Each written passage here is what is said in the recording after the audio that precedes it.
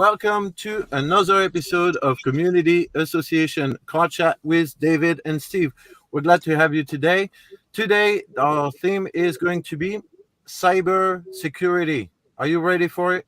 Do you feel really safe on your computer? Well, we're going to dive into it a little bit today with our guest that Steve is going to introduce.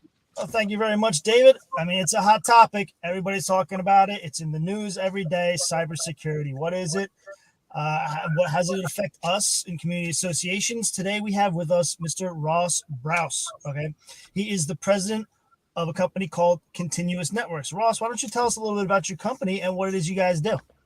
Yeah, sure. Well, first, thanks for having me. Been watching Car Chat for a while and really thrilled to be brought on as a guest. So like you said, I am the president of Continuous Networks. We are an IT services company based out of New York and New Jersey. We work with small to medium-sized businesses to help them overcome a lot of their challenges around technology and cybersecurity. And most of the challenges that we see there are around the price that they're paying or the cost that they're spending on technology. So we help them go through this transformative process to understand how to do that a whole lot better, protect themselves, and get much better sleep at night. I like good sleep at night for sure. Who doesn't? Well, that's a mouthful. I mean, sometimes IT is a very, very broad term, but how did you get into it, Ross? Like, how did this become a priority for you? Yeah. So to make a long story short, I started out as a film major at NYU. I got into computers and graphic design. From there, I got into web hosting. I started my own web hosting company, and a few years into that, I got hacked. And I lost all of my data. For you? Yeah. So I'm laughing about it now. Obviously, it wasn't funny at the time. But we lost all of our data, all of our customer data. Took my business down about almost 50% in revenue in a matter of 3 months. So we had to completely rebuild our customer database from scratch. And pretty much we were on the phone 24 hours a day calling people, begging them to give us the information because we just didn't have it. And so we were able to recover somewhat. We never fully recovered from it. I did end up merging that business in with another business a few years down the line. But let me tell you that if I had known what I know today and I was able to protect myself, I would have been in a much different spot back then. So that was really the driver that got me into cybersecurity, because I felt that pain myself. I knew what it was like to have a business that went through that, and I never wanted it to happen to myself or anybody else again. I appreciate that. But there's no debate on the fact that people today, businesses, big or small, do need to have cyber coverage. We need that. But why is it even more important to be proactive in our cybersecurity approach? Because insurance should really be last resort. Don't you agree?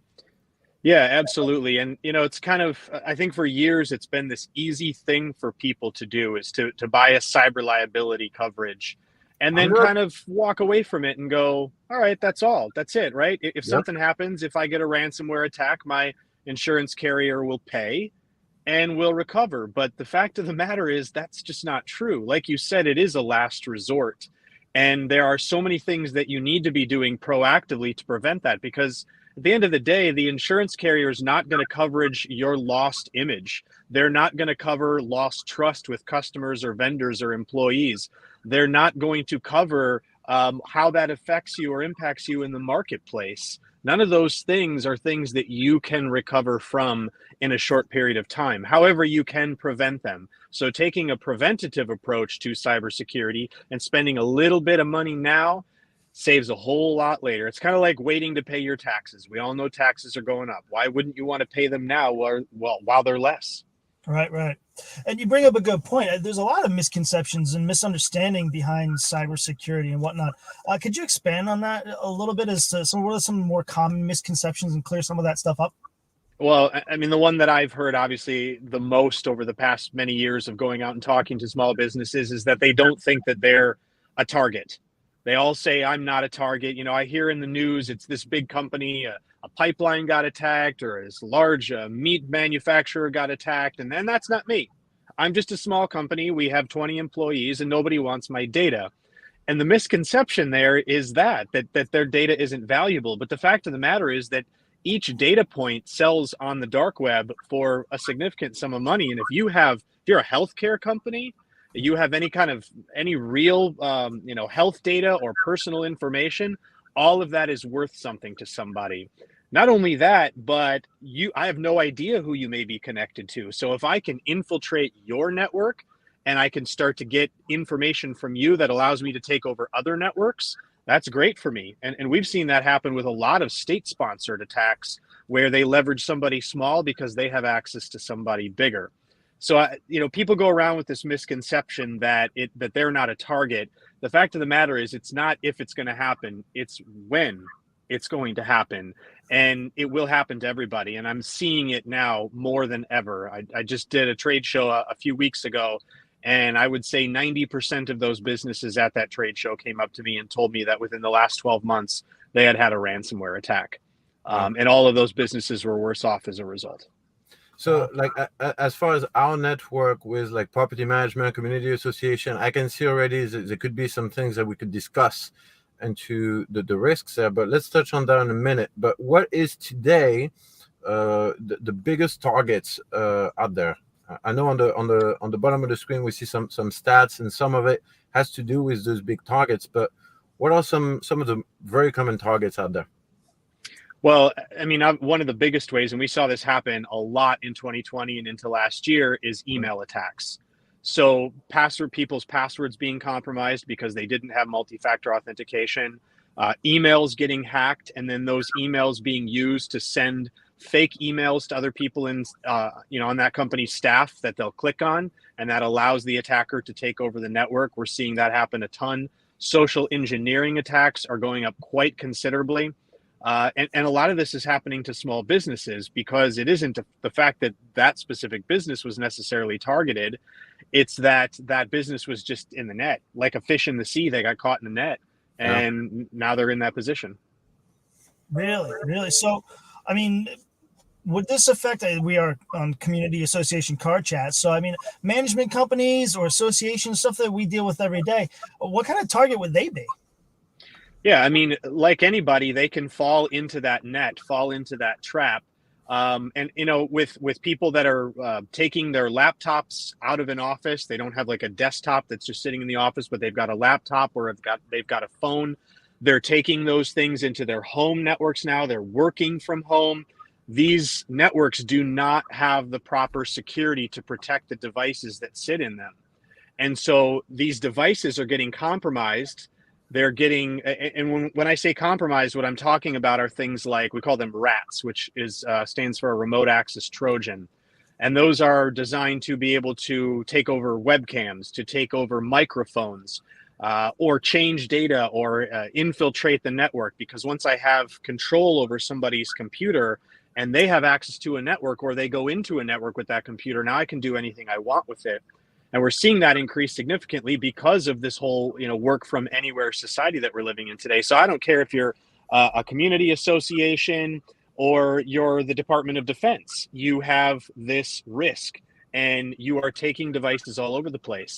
The difference is that if you're the Department of Defense, you've adopted this culture of cyber hygiene. You've adopted good process and policy that is enforced so that the people that work in that organization follow it. And I think what you'll find, in the community association is that just isn't the case. So that's interesting because what you mentioned here is that work from home, we see that not only with businesses, but we see that clearly with members of a board on an association. And literally, when you're running an association, can be a business worth hundreds of thousands of dollars or millions of dollars. So we see the risk here. But cybersecurity at large is very much like insurance. Like it's complicated, it's boring, and it's expensive. What do you have to say to that? It's not expensive. It's only a matter of understanding what you're paying for and what you're protecting. As an example, I'm sitting in my driveway right now. I live in north central New Jersey. I'm on 2 acres of land. I'm surrounded by forest. And I live in one of the safest neighborhoods in the entire world. I mean, I don't have to lock my doors at night. I don't really have to worry about anything. And yet I have 15 cameras around the perimeter of my house. I have a state-of-the-art security system. I am interconnected with fire, police, everything. I've got monitoring and sensors across every part of the house. You can't, there's lights everywhere. You can't walk up to my house without knowing that I've got you recorded. I know who you are. I've got the proximity sensors to set all that off. Now, why would I spend all that money, which really wasn't that money in the grand scheme of things? It was a teeny tiny little fraction of what I paid for my house. But why would I do that living in the safest neighborhood, most likely in New Jersey? That sounds crazy, right? Sounds like a total waste of money. But it isn't, because you don't need it until you do. And it gives you that peace of mind the same way an insurance policy does, where you know that if something bad happens, you've got that protection. Sure. And that's what leads to the better sleep at night. That's how you can go to sleep thinking, okay, I've done what I was supposed to do. And if the bad stuff comes to pass, I've got systems and processes in place to handle it properly and protect myself, my family, my business. It's a very good way of looking at it.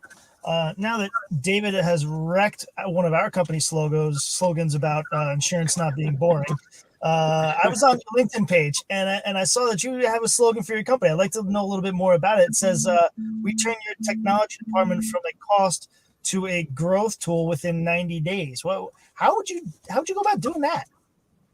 Yeah, so that came to be because of what I discovered from the affinity that I have, not only with people who run IT in their companies, but with business owners themselves. Because not only am I an IT manager, but I'm also a business owner. And so I discovered that there was a real fundamental problem that existed here. And it was twofold. First and foremost, the IT manager is expected to do a lot of things that he or she just can't do. It's the job of a large team of people to properly protect even a small size business from all of not just cybersecurity, but all of the IT threats and problems that exist. And so it's very difficult for that IT manager to ever take a vacation or feel like they can ever get to the important stuff like cybersecurity or process and policy, because they're just putting out fires all day. They act like this firefighter. And on the CEO side, it's really frustrating because you keep being asked to spend more money on technology, but it doesn't seem to have any real return on investment. So it just feels like this cost, this general sales, general and administration cost against your business. And that's really frustrating as a business owner. Where are all these dollars going?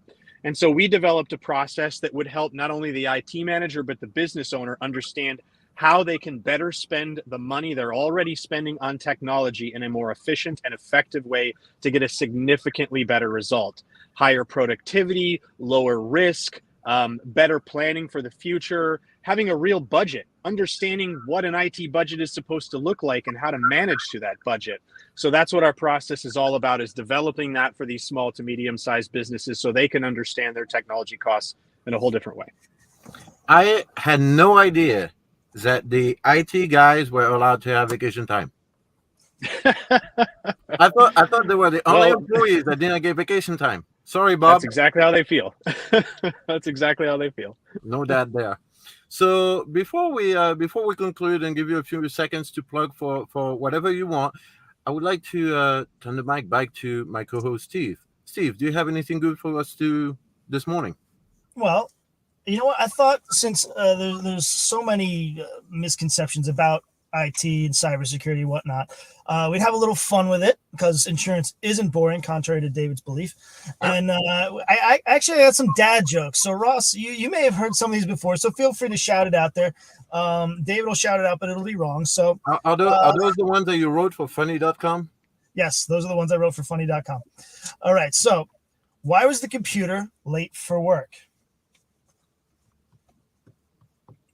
I don't know this one. Because it had a hard drive. Yes. You see where this is going. All right. So where do cybersecurity techs go when they die? They go in crypts. Yeah, definitely that joke right there. Okay. Yeah. But where do people, IT people, go to get drinks in cyberspace? They go to this one I've heard. Space the bar. Space bar. Yeah. All right, this one, we take that for granted. I know that you've had to have heard this one because I've even heard this one before. But where did the cyber criminals escape to? The dark web? I don't know. The ransomware. Ransomware. Yeah. There's only like two more. All right. Yeah. Let's see. Why did the PowerPoint cross the road? To get to Does he the want other to get on the other slide. side? To get to the other slide. Oh, Yeah. to the other slide. Okay. All right, last Clever. one. Last one, I promise. Last one. All right. So, how does a computer get drunk?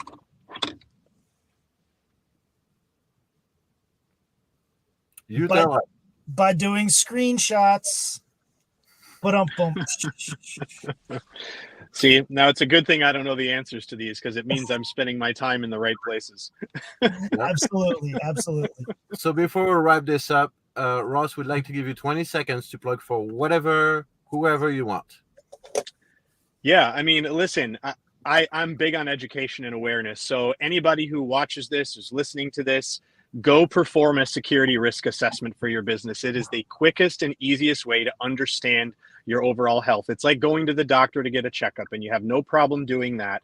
So there's absolutely no reason that you shouldn't pay to get a security risk assessment done on your business and know where you stand from a health perspective. Then and only then can you make the proper decisions about how you should be spending money on your cybersecurity. Terrific. Thank you very much. I think you should write a book one of these days. I've written a chapter of a Amazon bestseller published book, as you know, and I am actually working on 2 more books right now. All right. So hit him in the direct message below. But in the meantime, if you have any questions regarding cybersecurity preparation, you're planning to make sure that you're ready for what's coming, because it's not if it's coming, it's when is it coming. Contact Ross. He's an expert in the matter. And if you have any question about your insurability, you're not sure that you're ready to face the hardship, just give us a call. Reach out to Steve or myself, and we'll be glad to take care of you and have the discussion on cyber coverage. In the meantime, we'll see you all around next week for the next episode of Community Association Call Chat.